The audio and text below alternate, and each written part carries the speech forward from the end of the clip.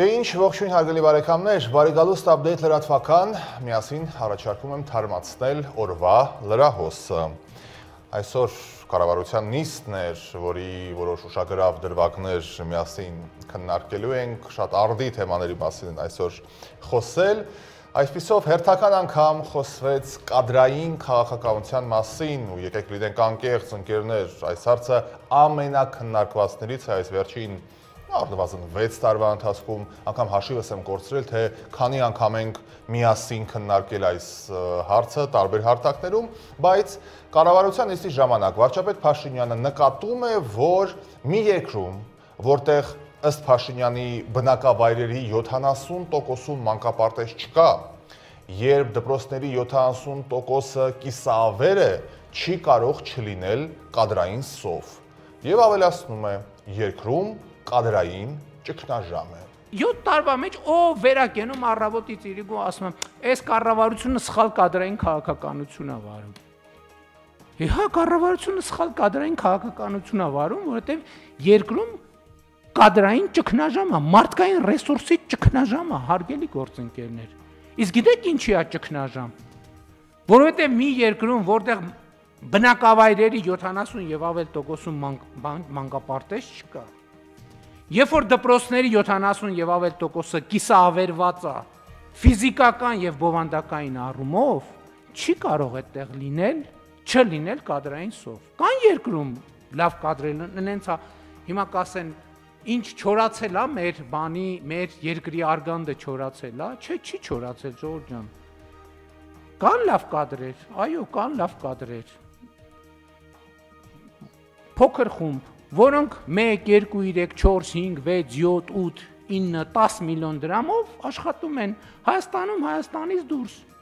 Եվ չեն էլ գա աշխատեն կառավարությունում, հələ մի բան չի, 400-500 հազար դրամ ստանան, ամեն ստացած կոպեկի հետ էլ անեցքը հետը տանեն տուն։ Էլի բանը, պարգևավճարը, էլի պարգևավճարը, մեր բաները տարան, պարգևավճարը վճարեցին։ Եվ ինչի պետք է, սա շատ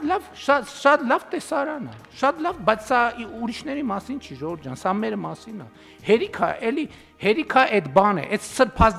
սրբազանացման բանից պետքա դուրս գանք։ Մենք մեզ այդ սրբազանացնելու տրամաբանությունից, սա մեր դեմքն է, սա մեր պատկերն է։ Նույնն է մեզ հետ կլինի, եթե մի հատ բան, եթե մի հատ սենց տեստ է մենք անցնենք, նույնն է մեզ հետ արնելու, խնդրում եմ հանկարծ եկեք բան չանենք։ Ինքներս մեզ չխաբենք, նույնն էլ մեզ հետ արնելու։ Ահա, լսեցիք։ Հարգելիներս, բա որ ասում եք, որ այս խնդիրը ձեզ էլ է սպառնում։ Ուստի առաջանում է շատ գեղեցիկ ու նուրբ հարց։ Եթե կա կադրային ճգնաժամ, ապա ինչպես այն լուծել։ Ես ոչ միայն փաստում եմ, այլ ես պատրաստ եմ երթվել, որ իհարկե ճգնաժամ կա։ Վստահ եմ դուք եւս համաձայն եք ինձ հետ հարգելի հեռուստադիտողներ, բայց խոսքը բոլոր ոլորտներին է վերաբերում ու փաստել կարող ենք օրինակ մենք, հեռուստատեսության աշխատողներս, մեր գործընկերները, լրագրողները փաստեն, որ այո, խնդիրը կա, բայց կառավարությունը ոչ թե պիտի փաստի, ինչը մենք առանց այդ էլ գիտենք, այլ լուծումներ առաջարկի, լուծումներ տա։ Կառավարության նիստի ժամանակ Փաշինյանը փաստում է, որ պիտի սկսենք մանկապարտեզներից։ Դե ինչ խոսք, այո, իհարկե մանկապարտեզում եւ դպրոցում են ձևավորում մեր ապագա քաղաքացիները, մեծ հաշվով վաղվա օրը մանկապարտեզից է ձևավորվում եւ ինչպիսի մանկապարտեզներ ու դպրոցներ մենք կառուցել ենք այս վերջին տասնամյակների ընթացքում, հա այդպիսի երկիր էլ կառավարել ենք ու ունեցել ենք արդյունքում։ Չի կարող մանկապարտեզից օրինակի համար կարակ գողացող դայակը կամ դպրոցի դասղեկը, ով ադամանդյա զարդ է ուզում ծնողներից մարտի 8-յան նվեր, կրթի ու մեծացնի այնպիսի մի սերունդ, որ վաղը մյուս օրը բյուջեից չգողանա, օրենք հարգի, կամ կաշառք չտա, կաշառք չվերցնի, մի խոսքով լինի օրինապաշտ քաղաքացի։ Բայց մյուս կողմից, ընկերներ, քանի տասնամյակ է պետք, որ մենք սպասենք, մինչև այդ սերունդը մեծանա։ Ու ինչ երաշխիքներ ունենք, որ մեծացող սերունդը ավելի լավ ապագա է տալու մեզ, հարցը մնում է բաց։ Տեսեք, ինչ է կատարվում մեր շուրջը։ Պատուհանից հիմա դուրս նայեք այս ժամին։ Տեսեք ձեր բակում խաղացող երեխաներին, ու եթե իրապես ազնիվ քաղաքացի եք, եք հարց տանք ինքներս մեզ։ Այս բարքերով, այս նիստուկացով, համենայն դեպս մեծամասնությունը, որ կրում է, հա, այդ արժեհամակարգը, ավելի լավ ապագա են մեզ տալու։ Նախորդ թողարկումներում մենք վիճակագրական կոմիտեի տվյալներն էինք ձեզ ներկայացրել, այդտեղ թվեր էին ցույց տալի, թե ինչ վիճակի մեջ է մեր երիտասարդության մի հսկայական շերտ։ Կեսը փորձանքների մեջ, կեսը խաղադրույքների մեջ, կեսը խոտերի մեջ թմրանյութ բան գալիս, դե ինչ խոսք, վիճակը բավականին լուրջ է։ Կան իհարկե կրթված ու կրթությանը ձգտող, հա, երիտասարդներ, ինչ խոսք, վառ ճակատներ իհարկե կան, բայց ես շատ վատ լուր ունեմ այդ առումով, նրանք բարեկամներ գնալու են այն մարդիկ, ովքեր կրթվում են եւ ցանկանում են իրագործել ամենանվիրական երազանքները, գնալու են այն միջավայր են ընկնելու, որտեղ կարողանալու են իրագործել իրենց ամենանվիրական երազանքները, որովհետև կրթված մարդը կրթվելով ու կյանքը հասկանալով այս բարքերի մեջ, այս հասարակության մեջ չի կարողանալու իրեն գտնել, դրսևորել եւ ուստի ման է գալու այլ հարթակներ։ Սուտն ու կեղծիքը պատել են մեզ ոտքից գլուխ։ Ես վաղուց եմ այս ամենի մասին խոսել տարբեր հարթակներից, անգամ Լոս Անջելեսում աշխատելու տարիներին մենք մեզ գովելով ենք զբաղված, մենք դիպլոմ գնող և գլուխ գովացող ժողովուրդ ենք, ով գնել է դիպլոմ մասնագիտական, ում հարցնում ես բժիշկ է, տնտեսագետ է, բայց ազգը հիվանդ է ու աղքատ, սա ինչ հաշվարկ է չեմ հասկանում։ Մեր ծնողները չէ, որ 18-ամյակին վարորդական իրավունքի վկայական են մեզ նվիրել, խնդրեմ արդյունքը, դրա համար էլ իրար վրա են քշում, ամենաայլանդակաբարո երգերը մինչև մուշուվան միացրած։ Իդեպ կառավարության նիստի ժամանակ այսօր վարորդական վկայականների մասին եւս խոսվել է։ Այո, մենք ավտոմեքենա վարելուց, հա, գալիս է տարվա վերջում աղմուկը։ Այս ոստիկանությունը սա ձախողել են, այսքան վթար կա, այսքան զոհ կա։ Ոչ մեկ չի ասում, Ժողովուրդ ջան, իսկ մենք ավտո քշել գիտենք։ Դե եկեք գնանք բան անենք։ Հիմա կներեք, մենք որ տարբեր տեղերում ատեստավորում ենք անում, չէ, ճիշտ ենք անում։ Ուզում ենք որակավորումը ստուգենք։ Դե եկեք ասենք, դե որ ուրեմն մեր մոտ sense մեծ հանրային խնդրեմ է եւ այո, անվտանգության խնդրեմ է, մեր երկրում վթարների մեծ քանակը եւ զոհերի մեծ թիվը, եկեք վարորդների ատեստավորում անենք։ Շատ լավ արդյունքներ կունենանք, երթևեկությունը կսկսենք ոտով քայլել նախ, առողջ ապրելակերպի կանցնենք, համաձայնենք։ Ես այդ բանը, այդ ընդհանրապես էլ է շատ մեծ ֆունդամենտալ խնդրեմ, որը մեկը կառավարության պատասխանատվությունը չի կարող նսեմացնել, հարցը այդ չի։ Կառավարությունը ամեն ինչի միշտ ամեն ինչի պատասխանատուն է։ Բայց մարդը բանը անում, խմում, գնում է պատին տալիս է, 7-8 հոգի զոհվում է, դուս է գալիս, ասում է, այսի երկիր չի ընդհանրապես։ Էս ինչ է զոհերի թիվը, էս ինչքան հասավ ստեղ։ Լավ, սեն չի լինի, Ժողովուրդ ջան։ Որովհետև եթե մեր պատասխանատվությունն է, ուրեմն պետք է փագենք, ասենք չեք քշում, որովհետև 90%-ը հարցում անենք, էլի այդ արդյունքը կստանանք, երեք այդպես խումբեր, լավ 80%-ը, լավ 60, լավ 40, լավ 50։ Բայց պետք է առերեսվենք, չի կարելի, մենք անընդհատ այդ կեղծիքի մեջ ենք, անընդհատ։ Սա ֆունդամենտալ իրողություն է մեզ համար, մենք անընդհատ այդ կեղծիքի մեջ ենք։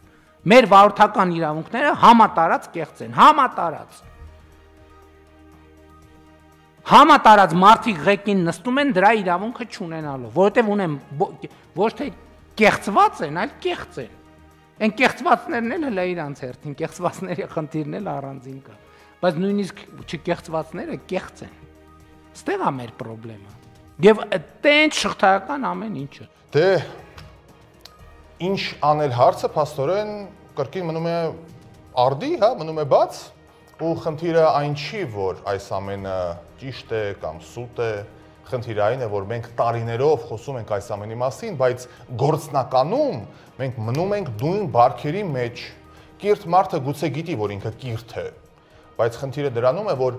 անկիրթ մարդը չգիտի, որ ինքը անկիրթ է, այլ հակառակը գիտի, ինքը շատ բան գիտի։ Քանի հոգի կարող է մտաբերել, վերջին տասնամյակում, հա, օրինակ ասենք ձեր ծանոթներից, բարեկամներից, ընկերներից, քանի օգու անուն կարող եք տալ, ով վերջին տասնամյակում որևէ նոր բան է սերտել կամ որևէ դասընթացի է մասնակցել, մասնագիտացման, վերապատրաստման կուրսի, սերտիֆիկացման եւ այսպես շարունակ։ Այս վերջերս պետհամալսարանում դասախոսություն էի կարդում 4-րդ կուրսի ուսանողների համար, ովքեր իրենց մասնագիտական ամենակարևոր համակարգչային ծրագիրը չէին տեսել, պարզապես չէին տեսել։ Այսինքն հիմա ոմանք կմեղադրեն, որ դե գուցե կրթօջախն է մեղավոր, որ նրանք չեն տիրապետում այդ ծրագրին, գուցե, ես չեմ արդարացնում ոչ մեկին, բայց այս դարում, 21-րդ դարում, 20 տարեկան հասուն մարդը, որ իր մասնագիտական ծրագիրը չի կարողանում ներբեռնել, ունենալ, գնել, հայթայթել, ճարել եւ չի ուզում որևէ կերպ, հա, սերտել, այն դարում, երբ օրինակ YouTube-ով մասնագիտություններ են մարդիկ սովորում եւ աշխատում, նա չի կարող սերտել որևէ դաս եւ մեղավորը ուստի ոչ թե կրթօջախն է, այլ մեղավորը անհատն է։ Այո, մեղավորը անհատն է, համակարգը բաղկացած է անհատներից եւ երբ համակարգում անկարող անհատներ են հայտնվում, այդ ամբողջ համակարգն է դառնում անկարող։ Մտածեք այս ուղղությամբ։ Մենք ինչ ունենք անելու, որ ավելի լավ կառավարել սովորել։ Մենք կառավարության անդամներս։ Ես երեք հակակոռուպցիոն քաղաքականության խորհրդի նիստի ժամանակ արդեն որերորդ անգամ այդ հարցը բարձրացնում եմ։ Մենք հակակոռուպցիոն քաղաքականության ռազմավարությունը ընդունելիս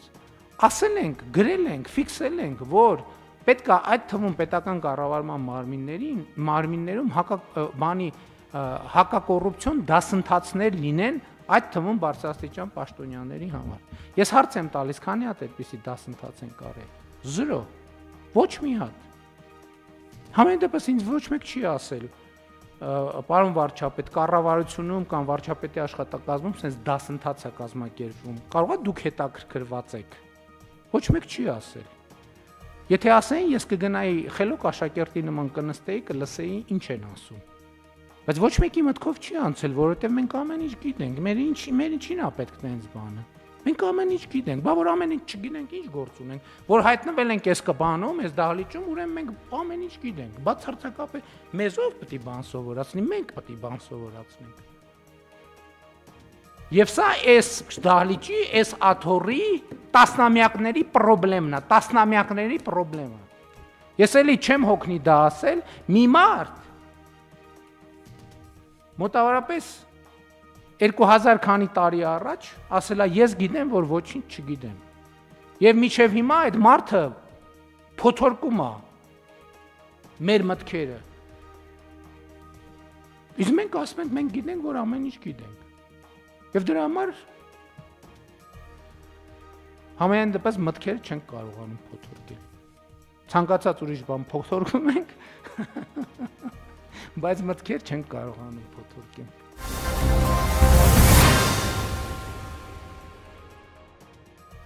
Խոսենք այլ թեմաների մասին, Հայաստանի Հանրապետության ազգային ժողովի նախագահ Ալեն Սիմոնյանը այսօր ընդունել է պաշտոնական այցով Հայաստանում գտնվող Վիետնամի Սոցիալիստական Հանրապետության ազգային ժողովի նախագահ Չան Թանմանի գլխավորած պատվիրակությանը։ Սիմոնյանը նախ առանձնազրույց է ունեցել վիետնամցի գործընկերոջ հետ, շնորհակալություն հայտնելով Հայաստան այցելելու իր հրավերը ընդունելու եւ նման բարձր ներկայացուցչական կազմով մեր երկիր այցելելու համար։ Չան Թանմանը իր հերթին շնորհակալություն է հայտնել ազգային ժողովի նախագահ Ալեն Սիմոնյանին ջերմ ընդունելության համար, նշելով, որ շատ տպավորված է Հայաստան այցով։ Առանձնազրույցին հաջորդել է պատվիրակությունների ընդլայնված կազմով հանդիպումը, որի ընթացքում քննարկվել են երկկողմ օրակարգին վերաբերող տարբեր հարցեր, մասնավորապես շեշտ դնելով միջխորհրդարանական համագործակցության, ինչպես նաև երկու երկրների խորհրդարաններում գործող բարեկամական խմբերի կապերի ակտիվացման վրա։ Հանդիպման ընթացքում Ալեն Սիմոնյանը անդրադարձել է Հայաստանի եւ Ադրբեջանի միջև խաղաղության համաձայնագրի արդեն ավարտին հասցված նախագծին, նշելով, որ հայկական կողմը պատրաստ է այն ստորագրել Ինչին ի պատասխան չընդհանմանը նշել է, որ Վիետնամը աջակցում է երկու երկրների միջև խաղաղության հաստատման ու տարածաշրջանում կայունության ամրապնդման գործընթացին։ Քննարկումների ընթացքում անդրադարձ է կատարվել նաև Հայաստանի և Վիետնամի միջև տնտեսական կապերի ակտիվացման հարցերին ու այդ ուղղությամբ ձեռնարկվող կոնկրետ քայլերի մշակման անհրաժեշտությանը։ Ալեն Սիմոնյանը Վիետնամի ազգային ժողովի նախագահի ուշադրությունն է հրավիրել նաև Բաքվում պահվող հայ գերիների խնդրին։ Հանդիպան ավարտին երկու երկրների ազգային ժողովի նախագահների կողմից ստորագրվել է Հայաստանի Հանրապետության ազգային ժողովի և Վիետնամի Սոցիալիստական Հանրապետության ազգային ժողովի միջև համագործակցության մասին համաձայնագիրը։ Եվ թեմայի շարունակությամբ Վիետնամի Սոցիալիստական Հանրապետության ազգային ժողովի Վիետնամ-Հայաստան բարեկամական խմբի ղեկավար Լե Թուհան և Վիետնամի խորհրդարանական պատվիրակությունը Հայաստանի Հանրապետության ազգային ժողովի Հայաստան-Վիետնամ բարեկամական խմբի ղեկավար Հասմիկ Հակոբյանի խմբի անդամների հետ այսօր այցելել է Ծիծեռնակաբերդի հուշահամալիր։ Հյուրերը ծաղկեպսակ են դրել և ծաղիկներ են խոնարհել Հայոց ցեղասպանության զոհերի հիշատակը հավերժացնող անմար կրակի մոտ հարգել Սուրբ նահատակների հիշատակը։ Նրանք եղել են նաև Ցեղասպանության թանգարան ինստիտուտում, որտեղ ծանոթացել են Եղեռնի մասին հավաստող փաստաթղթերին ու նյութերին։ Ռուսաստանի արտաքին գործերի նախարար Սերգեյ Լավրովը շնորհավորել է արտգործնախարար Արարատ Միրզոյանին Ռուսաստանի և Հայաստանի միջև դիվանագիտական հարաբերությունների հաստատման 33-ամյակի կապակցությամբ, նշել այդ իրադարձությունը սկիզբ է դրել Մոսկվայի և Երևանի երկկողմ կապերի ժամանակակից փուլին։ Չնայած ռուս-հայկական դաշնակցային հարաբերությունները սասանելու արտաքին փորձերին, մեզ հաջողվում է պահպանել քաղաքական երկխոսության և արտաքին քաղաքական համակարգման բարձր մակարդակը, ավելացնել առևտրատնտեսական գործակցությունը ինչպես երկկողմ գծով, այնպես էլ ընդհանուր ինտեգրացիոն տարածքի չափերով։ Պատրաստ ենք շարունակել համատեղ աշխատանքը գործընկերության արդյունավետության հետագա խորացման և կատարելագործման նպատակով ի շահ մեր երկրների քաղաքացիների ի նպաստ Հարավային Կովկասում խաղաղության և անվտանգության ամրապնդման, ասված է ուղերձում։ Լավրովը Միրզոյանին և Հայաստանի արտաքին քաղաքական գերատեսչության աշխատակիցներին մաղթել է քաջ առողջություն, բարօրություն և հաջողություններ մասնագիտական գործունեության մեջ, իսկ հայ ժողովրդին բարգավաճում։ Եվ կրկին վարչապետ Նիկոլ Փաշինյանի մասին պաշտոնական լրահոսից Փաշինյանը ընդունել է Հարավային Կովկասի և Վրաստանի ճգնաժամի հարցերով Եվրոմիության հատուկ ներկայացուցիչ Մագդալենա Գրոնոյին։ Զրուցակիցները մտքեր են փոխանակել Հարավային Կովկասի տարածաշրջանում իրավիճակի, մասնավորապես Հայաստան-Ադրբեջան խաղաղության գործընթացի շուրջ։ Երկու ստեկ կարևորել են Հայաստանի և Ադրբեջանի միջև խաղաղության և միջպետական հարաբերությունների հաստատման մասին համաձայնագրի նախագծի համաձայնեցումը։ Այս առումով վարչապետ Փաշինյանը ընդգծել է Հայաստանի կառավարության հավատարմությունը խաղաղության օրակարգին։ Մագդալենա Գրոնոն կարևորել է համաձայնագրի ստորագրումը և համոզմունք հայտնել, որ այն կնպաստի տարածաշրջանում երկարատև խաղաղության և կայունության ապահովմանը։ Կողմերը անդրադարձ են կատարել Հայաստան-Եվրոմիություն հարաբերությունների հետագա զարգացմանն ու Եվրոմիության օժանդակությամբ մեր երկրում իրականացվող ժողովրդավարական բարեփոխումների արդյունավետ իրականացմանը վերաբերող մի շարք հարցերի։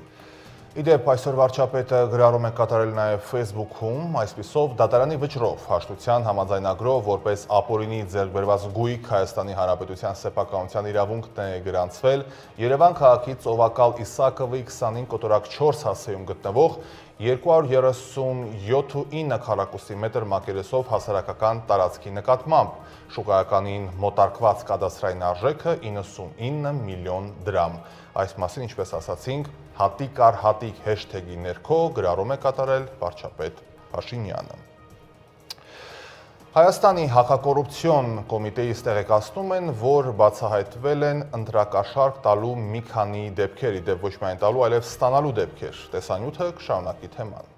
Հայաստանի Հանրապետության հակակոռուպցիոն կոմիտեի կողմից ձեռնարկված օպերատիվ հետախուզական միջոցառումների արդյունքում փաստական տվյալներ են ձեռք բերվել այն մասին, որ Գյումրիի ավագանու արտահերթ ընտրություններին մասնակցող կուսակցությունների դաշինքի թեկնածու 71-ամյա կինը Գյումրիի 75-ամյա բնակչին խոստացել է ընտրակաշառք նշված դաշինքի օգտին քվեարկելու պայմանով ընտրողներ հավաքագրելու համար։ Ըստ այդմ հիշյալ բնակիչը դիմել է իր շրջապատի ընտրելու իրավունք ունեցող մի շարք անձանց ընտրություններին մասնակցելու եւ վերը նշված դաշինքի օգտին քվեարկելու համար, ու այդ կապակցությամբ ձեռք բերած տվյալները փոխանցել ընտրակաշառք առաջարկած դաշինքի թեկնածուին։ Ազիզ, Edik herog խոստին քա դուք լավ եք լավ ենք ինքան լավ ենք որ առանց բռնել կեսանք կրենք Հնարավոր բացահայտումից զերծ մնալու համար վերջիներս խոսել են քողարկված ձևով, ընտրողներին անվանելով դասարանցիներ, իսկ դասերից չբացակայել ասելով նկատի ունենալով ընտրություններին մասնակցելը։ Մեծ դասարանի երեխեքին դերտամ տեսնի այսօր հազար լավ հասկացած ու դասերից չբացակայեն վայ լավ Կատարված խոզարկությունների արդյունքում հայտնաբերվել են Գյումրի քաղաքի մի շարք բնակիչների անձնական տվյալներ պարունակող ցուցակներ ձեռագիր նշումներով, այդ թվում բնակության հասցե, հեռախոսահամար, ընտրատեղամաս։ Իսկ հարցաքննված մի շարք անձինք իրենց ցուցմունքներով հաստատել են ընտրակաշառք տալու եւ ստանալու վերաբերյալ վարույթն իրականացնող մարմնի տեղեկությունները։ Հակակոռուպցիոն կոմիտեում նախաձեռնված քրեական վարույթի շրջանակում ձերբակալված հիշյալ երկու անձանց մեղադրանքներ են ներկայացվել ընտրակաշառք տալու եւ ստանալու համար։ Ի թիվս այլնի, հաշվի առնելով մեղադրյալների տարիքը եւ սեռը, վարույթն իրականացնող մարմինը դատարանին միջնորդել է կիրառել կալանավորման այլընտրանքային խափանման միջոցներ։ Նրանց նկատմամբ որպես խափանման միջոցներ են կիրառվել վարչական հսկողությունը։ Դատարանը քննիչի միջնորդություններով մեղադրյալների նկատմամբ սահմանել է նաեւ արգելքներ։ Առանց վարույթն իրականացնող մարմնի թույլտվության բնակության վայրը փոխելու, գիշերային ժամերին բնակության վայրը չլքելու, ինչպես նաև որոշակի անձանց հետ չհաղորդակցվելու եւ որոշակի վայրեր չայցելելու վերաբերյալ։ Քրեական վարույթով նախաքննությունը շարունակվում է։ Հակակոռուպցիոն կոմիտեի կողմից ձեռնարկվում են անհրաժեշտ միջոցառումներ նշված դեպքի բոլոր հանգամանքները պարզելու եւ դրանցում ներգրավված անձանց հստակ շրջանակը բացահայտելու ուղղությամբ։ Ծանուցում հանցագործության համար մեղադրվողը համարվում է անմեղ, քանի դեռ նրա մեղավորությունն ապացուցված չէ Հայաստանի Հանրապետության քրեական դատավարության օրենսգրքով սահմանված կարգով դատարանի օրինական ուժի մեջ մտած դատավճռով։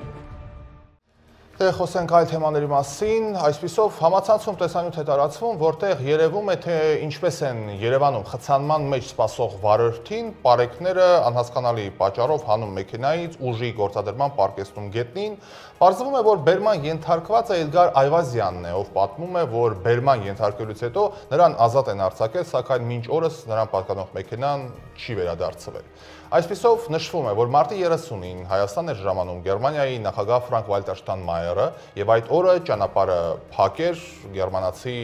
բարձրաստիճան հյուրերին դիմավորելու նպատակով, ինչպես ասում է բերման ենթարկվածը, մեջբերեմ իրեն, պապիկիս թաղման օրն էր, այնտեղ էի գնում, շտապում էի, որ 25 րոպե փակ էր ճանապարհը ու չէին ասում ինչ է կատարվում։ Հետո ենք իմացել, որ մարդ են դիմավորում, խառը վիճակ էր, բայց ոչ մի հայհոյանք չի եղել, ոնց որ բոլորը, այնպես էլ ես սիգնալ եմ տվել, ուրիշ ոչ մի բան, ասում է Այվազյանը։ Նա նաև նշում է, որ թեև տեսագրությունը 3 է տարածվում, սակայն դեպքը տեղի ունեցել մարտի 31-ին։ Ինչ, տեսնենք ինչ է կատարվում աշխարհում, հերթը միջազգային լրահոսինն է, որը կներկայացնենք տեսաշարով։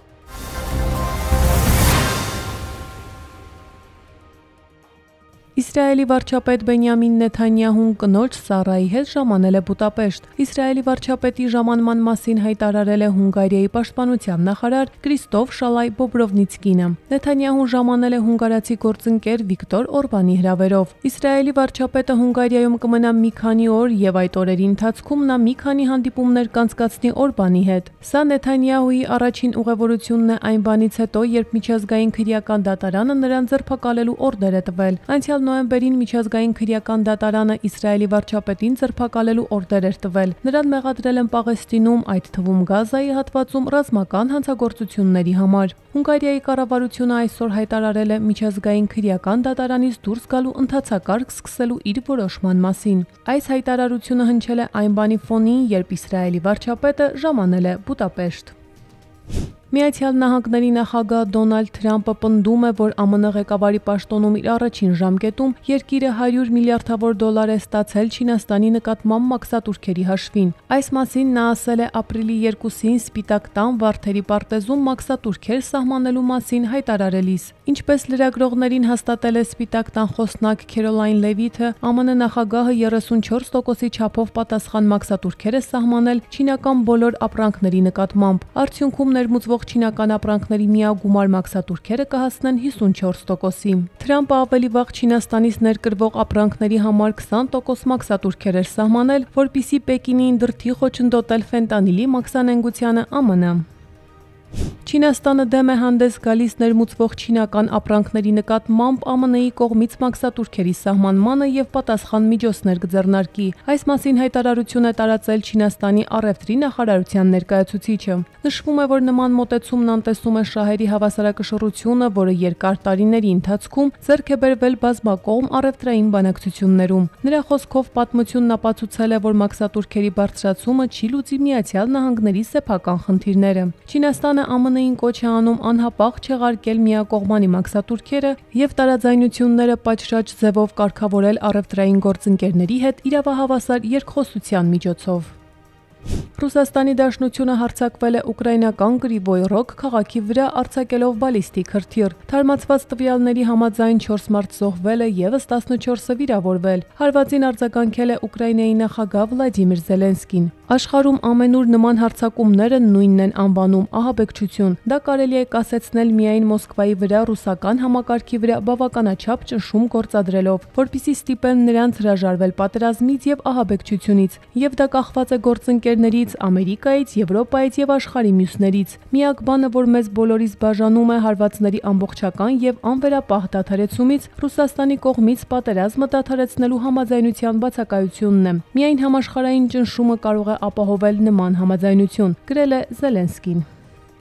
Սիրիայում իսրայելական ավիահարվածի հետևանքով 10 մարդ է զոհվել։ Իսրայելական ուժերը թիրախավորել են Դարայի շրջանի Նավա քաղաքը։ Սիրիայի հարավ ներխուժմանը զուգահեռ իսրայելական ռազմական ինքնաթիռները ապրիլի 2-ի երեկոյան 14 հաջորդական ավիահարվածներ են հասցրել Սիրիայի 5 տարբեր շրջանների, այդ թվում մայրաքաղաք Դամասկոսի հյուսիսում գտնվող Մասաքեմ Բարզե թաղամասի գիտահետազոտական շենքին եւ Համայի նահանգի ռազմական օբյեկտներին, ինչի հետևանքով գրեթե ամբողջությամբ ավերվել է Համայի ռազմական օդանավակայանը։ Վիրավորվել են տասնյակ խաղաղ բնակիչներ եւ զինվորներ։ Իսրայելական աղբյուրների համաձայն իսրայելական կողմը մտահոգված է Սիրիայում Թուրքիայի աճող դերի առնչությամբ։ Իսրայելի պաշտպանության նախարար Իսրայել Կացը իր հերթին ընդգծել է, որ Սիրիայում Իսրայելի նպատակն է ապա ռազմականացնել երկրի հարավը եւ ապահովել սիրիական տարածքում վտանգից զերծ մթնոլորտ։ Մյանմայում մարտի 28-ին տեղի ունեցած ավերիչ երկրաշարժի զոհերի թիվը հասել է 3100-ի, իսկ վիրավորներինը գերազանցել է 4700-ը։ 341 մարդ անհետ կորած է։ 7.7 մագնիտուդով երկրաշարժի էպիկենտրոնը Մյանմայի մեծությամբ երկրորդ Մանդալայ քաղաքի մոտ էր։ Այնտեղ փլուզվել են հազարավոր շենքեր, ավերվել կամուրջներ եւ ճանապարհներ։ Իսկ Բանգկոկում փրկարարները գլխավոր աուդիտորական գրասենյակի 30 հարկանի փլուզված շենքի փլատակներում հայտնաբերել են եւս 14 թի, որից հետո զոհերի թիվը հասել է 29-ի։ Այլ լրատվամիջոցներ հաղորդում են, որ Թայլանդում ընդհանուր զոհերի թիվը հասել է 36-ի։ Եվս 9 մարդ վիրավորվել են, իսկ 59-ը անհետ կորած են։ Գազայի հատվածում Իսրայելի հարձակումների հետևանքով մեկ օրվա ընթացքում շուրջ 80 մարդ է զոհվել, որոնցից 22-ը մերձավոր արևելքում ՄԱԿ-ին պատկանող Պաղեստինի փախստականների օգնության եւ աշխատանքի գործակալության կլինիկայի վրա հարձակման հետևանքով։ Զոհերից 41-ը անկլավում գրանցվել է ապրիլի 3-ի լուսաբացից ի վեր։ Վաղ առավոտից իսրայելցի զինվորները ներխուժել են արևմտյան ափի տարբեր բնակավայրեր, ձերբակալել մարդկանց եւ ավերել բնակելի տներ։ Միևնույն ժամանակ իսրայելական ուժերը հարձակվել են Ալ-Խադեր քաղաքի վրա եւ այնտեղ ռազմական դիրք տեղակայել։ Մարտի 18-ին Գազայի հատվածում ռազմական գործողությունների վերսկսումից ի վեր անկլավում առնվազն 1066 պաղեստինցի է զոհվել։ Գազայի առողջապահության նախարարությունը հայտնել է, որ 2023 թվականի հոկտեմբերի 7-ից առնվազն 50423 պաղեստինցի է զոհվել Գազայի դեմ Իսրայելի պատերազմի հետևանքով։ Վիրավորվել է շուրջ 114638 մարդ։